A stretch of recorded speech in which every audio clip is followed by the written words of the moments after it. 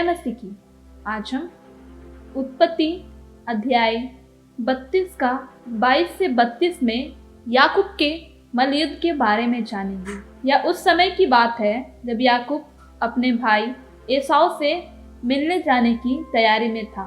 वह बहुत दिनों के बाद उससे मिलने जा रहा था, लेकिन वह डरा भी हुआ था क्योंकि याकूब ने एसाव की आशीषें उससे छीन ली थी, जो जेठे पुत्र होने के कारण अपने पिता से उससे मिलने वाली थी।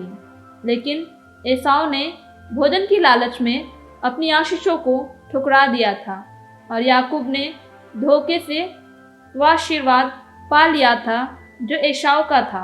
आज हम इस कहानी में याकूब के मलयुद्ध के बारे में जानेंगे। यह उन दिनों की बात है जब याकूब अपने भाई से मिलने जा रहा था, तो उसकी दोनों पत्नियां दासिया और 11 लड़के उसके साथ थे, जिन्हें वह नदी के पार उतारकर अकेला ही आगे बढ़ा। और जब वह अकेला था तब कोई पुरुष आकर पौ फटने तक उससे मलयुद्ध करता रहा। अब आपके मन में यह प्रश्न होगा कि वह पुरुष कौन था। बाइबल के विद्वानों के अनुसार वह परमेश्वर का ही भेजा हुआ एक दूत था, जिसे परमेश्वर ने ही उस रात वहां भेजा था। वह पुरुष पूरी रात उससे मलयुद्ध करता रहा और याकूब भी पूरी सामर्थ्य से मलयुद्ध करता रहा। और जब उसने देखा कि याकूब उससे हार नहीं रहा है, तब उस पुरुष ने उसकी जांघ को छुआ और याकूब की जांघ की नस उससे मलयुद्ध करते करते चढ़ गई। तब उस दूत ने कहा, मुझे जाने दे, क्योंकि भोर होने वाली है। तब याकूब ने कहा कि जब तक तू मुझे आशीर्वाद ना दे, तब तक मैं तुझे जाने ना दूंगा। तब उस पुरुष ने याकूब से पूछा, तेरा नाम क्या है? याकूब ने उत्तर दिया, याकूब। तब उस दूत ने कहा कि अब से तेरा नाम याकूब नहीं, परंतु इज़राइल होगा, क्योंकि तू परमेश्वर से और मनुष्य से भी युद्ध करके प्रबल हुआ है।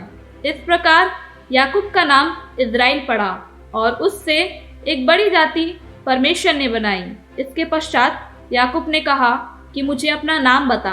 उस दूत ने याकूब से कहा कि तू मेरा नाम क्यों पूछता है? तब उस दूत ने याकूब को वही आशीर्वाद दिया और याकूब ने यह कहकर उस स्थान का नाम पनिएल रखा, क्योंकि परमेश्वर को आमने सामने देखने पर भी मेरे प्राण बच गए हैं।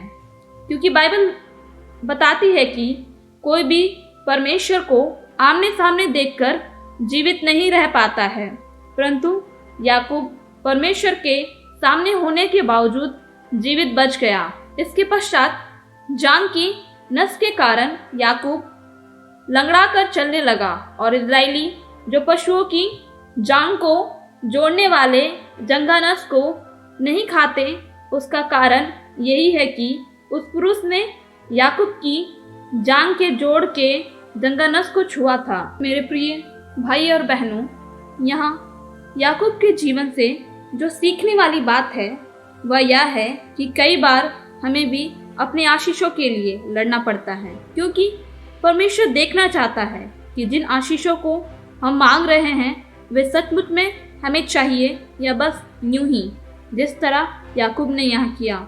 वह अपनी आशीषों के लिए रात भर मलयुद्ध करता रहा और परमेश्वर ने से उसने अपनी आशीषों को प्राप्त भी किया और परमेश्वर ने उसके नाम को बदलकर इज़राइल किया।